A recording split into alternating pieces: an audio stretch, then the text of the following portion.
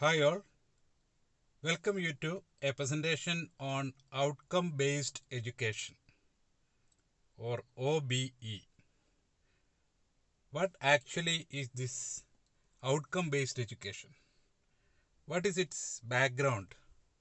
To which level this OBE is actually meant for? All these are some of significant debate for the time being. And first of all, let us see what is meant by outcome based education. This outcome based education or OBE is based on the theory of behaviorism and it is an approach to curriculum. So, OBE is actually an approach to curriculum, and this approach is directed towards specific ends or outcomes. It is not an approach to teaching. So, OBE is an approach to curriculum, not an approach to teaching. And the major synonyms of this OBE can be competencies, standards, benchmark, etc. So, regarding the background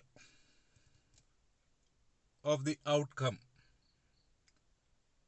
the OBE actually accepted by this system of curriculum, accepted by various countries.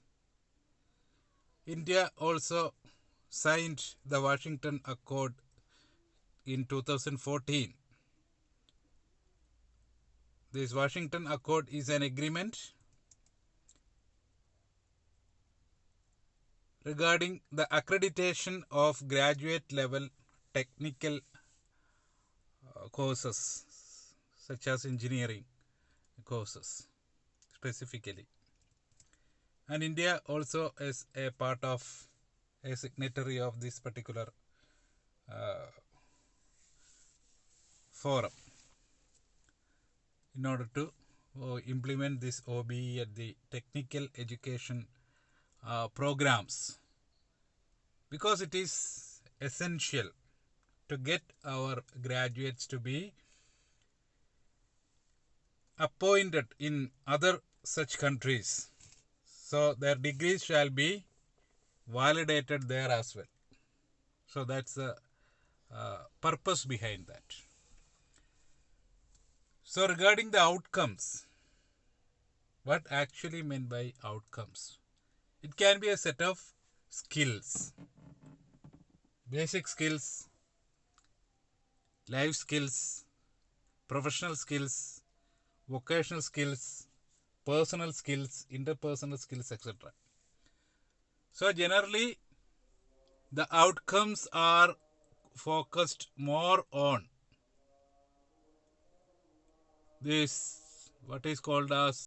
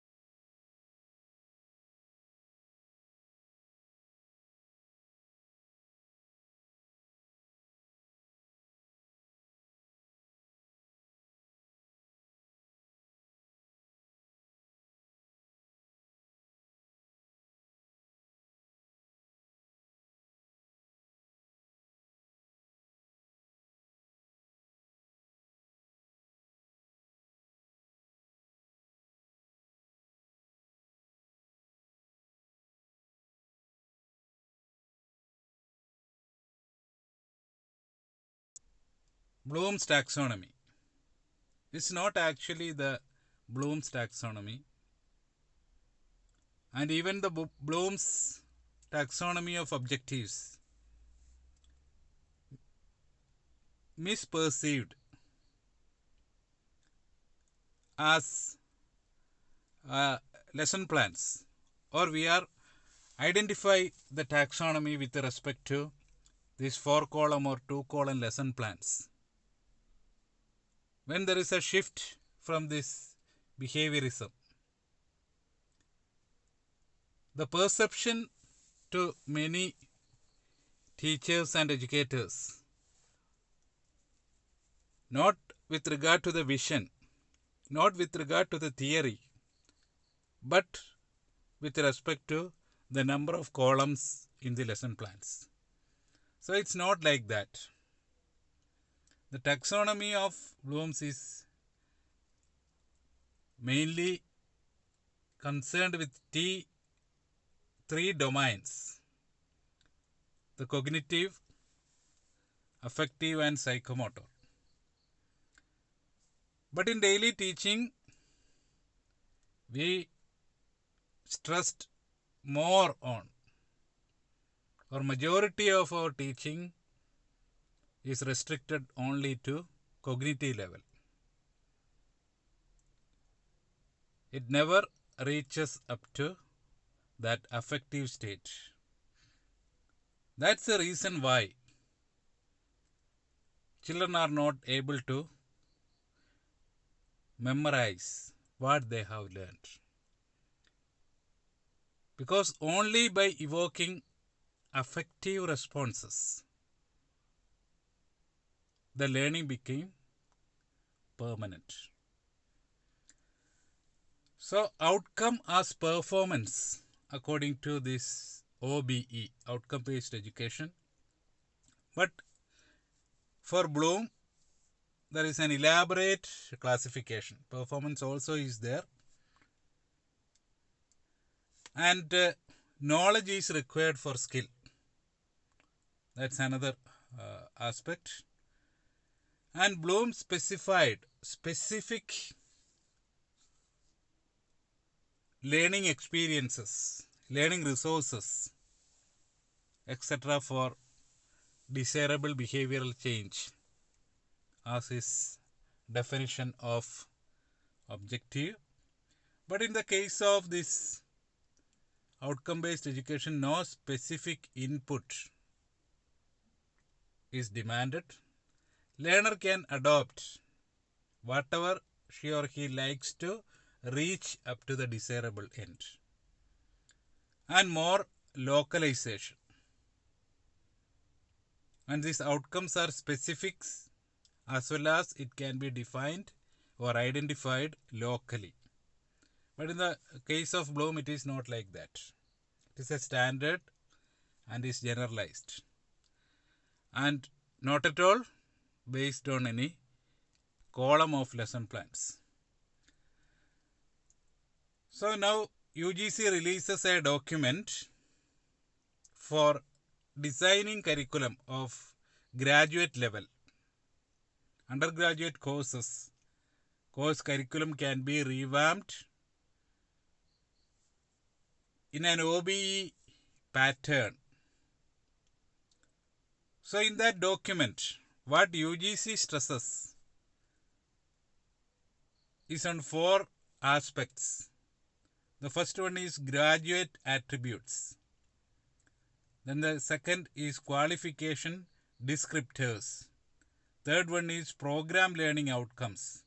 And fourth, course learning outcomes. So let us see what UGC mean by these 4 aspects of outcome-based curriculum design in our country. So the graduate attributes, those which are essential for, an essential requirement for any graduate. For undergraduate courses, the graduate attributes is represented by certain knowledge, skills, values, and attitudes, which is essential to become a graduate in any discipline. So these attributes are, there is a long list of attributes. I am not going to give them all in this presentation, but mention a few. Disciplinary knowledge, communication skills, critical thinking, problem solving, digital literacy, multicultural competence, and so on. So all these are specific attributes or competencies, or these having specific standards according to different disciplines, different subjects. So certain competencies like digital literacy is a new inclusion in the set of these graduate attributes. So any graduate is required to acquire a set of attributes specified for that particular subject or discipline. So the curriculum designers, curriculum developers shall identify and list out the graduate attributes specifically for their subject. Then the second one, qualification descriptors. So description of qualification, that is more specific than graduate attributes. Graduate attributes is somewhat general, common for all graduates. Then this qualification descriptors also shall be specific, but it also stated in a general format, such as a learner at the end of a program shall demonstrate coherent understanding, procedural knowledge, skills in specialized areas, and subject-related skills for job or employment. So all these things the learners shall demonstrate, means their performance. That's the stress is on the level of performance of the learners. So that shall be, which shall be the specific or acceptable performance level or range, that shall be specified in the curriculum. That's the task of curriculum designers. Then learner shall use knowledge, understanding, skills for evidence-based problem solving. So the knowledge and skill they acquire through the program shall be applied in their daily life, or they can use it properly. There is no meaning for theoretical knowledge here. So that knowledge is valid, which can be utilizable. So that's another aspect. Then learner shall communicate a result of their research or studies or their projects, case studies, etc. So that's another descriptor, another quality, another capacity or competency of the learner. Learner shall be able to communicate what she or he gained, what are their findings. Then the learner shall meet their own learning needs. So their needs shall be identified first, and they have to satisfy their needs by selecting and going through various activities of their choice. Not at all a prescribed system, but a flexible set of activities. Then learner shall be able to apply disciplinary knowledge. So these are some of the qualification descriptors. So it specifically demands if a learner is qualified. Say for example in Bachelor of Education, it's an undergraduate program, they shall have to demonstrate a set of teaching skills. They shall be able to use their knowledge, understanding and skills for solving problems in their daily teaching, whether it is offline or online. They shall be able to communicate how they solve these such problems that might have arisen in due course. And they have to meet their own learning needs, because the current situation, we all require, especially teachers, require new and new knowledge every day. So that learning needs, and also able to apply the knowledge of the discipline. And the third aspect is program learning outcomes. Program means a combination of courses for the entire duration of a program. Say 1 year, 2 years, 3 year, 4 years program. So whatever it is, there shall be different types of courses. It shall be interdisciplinary or multidisciplinary, and various combination of courses shall be there in a program. And what are the program learning outcomes?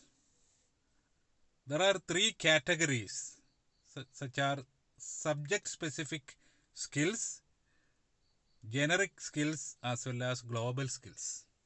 Because we have already discussed that this particular OBE is meant for accreditation at an international level. So global skills are also highly significant. So such undergraduate programs, or by completing or qualifying, successfully completing a UG program, the learner shall have acquired subject specific skills, generic skills, as well as global skills. And these skills shall be demonstrated by the learner for the acquisition of a certificate, diploma or degree.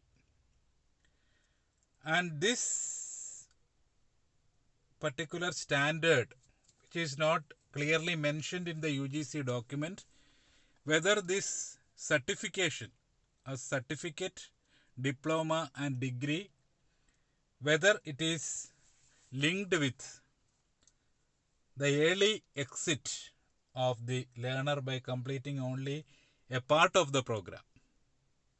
There is a mention in NEP about such a provision for those learners who are not able to complete the entire program. Say for example an engineering program. If she or he completes successfully 1 semester or 1 year, clear all courses, then a certificate shall be provided. On completion of 2 years, a diploma, and a full completion, a degree. And whether this kind of certification is meant for is not clear in the document.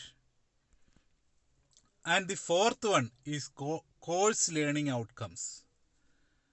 We have already seen that a course, of course, is a course, is a part or an element in a program. There will be a set of a bundle of courses within a program. There shall be core courses as well as elective courses, all of us are familiar with. So individual courses in a program. Each course should have its own outcomes. And the course outcomes shall be in line with that of program outcomes.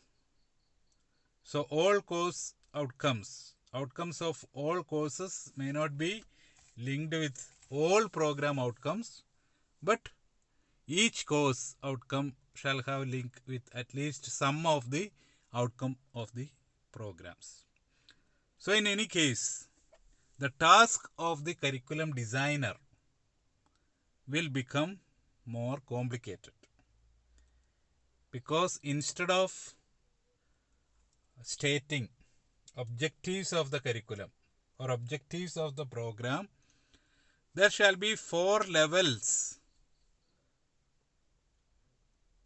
are needed to be described specifically by the curriculum designers, such as graduate attributes, qualification descriptors, program learning outcomes, and course learning outcomes. And something of interest in this document is they are specifically mentioned about teaching learning process.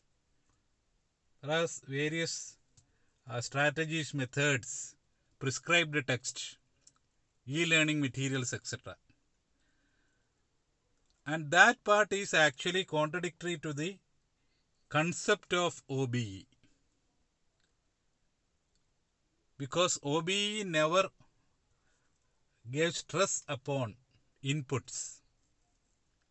The input is so flexible. There will be no scope for prescribed text or something like that. There is no specific teaching. The role of the teacher is only as a trainer or instructor or facilitator or something like that.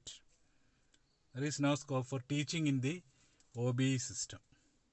So it's purely a learner-centric pedagogy, learner-centric approach to curriculum. So curriculum shall be designed in such a way. There is no meaning in restating the objectives to outcomes, because the entire curriculum shall be translated according to outcomes. Because in our syllabus we can see it is mentioned that 20 hours or 25 hours or 5 hours of lecture. It is not like there is no scope for lecture in this specific approach to curriculum, OBE curriculum.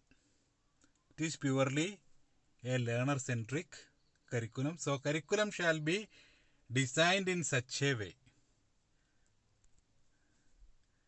And assessment.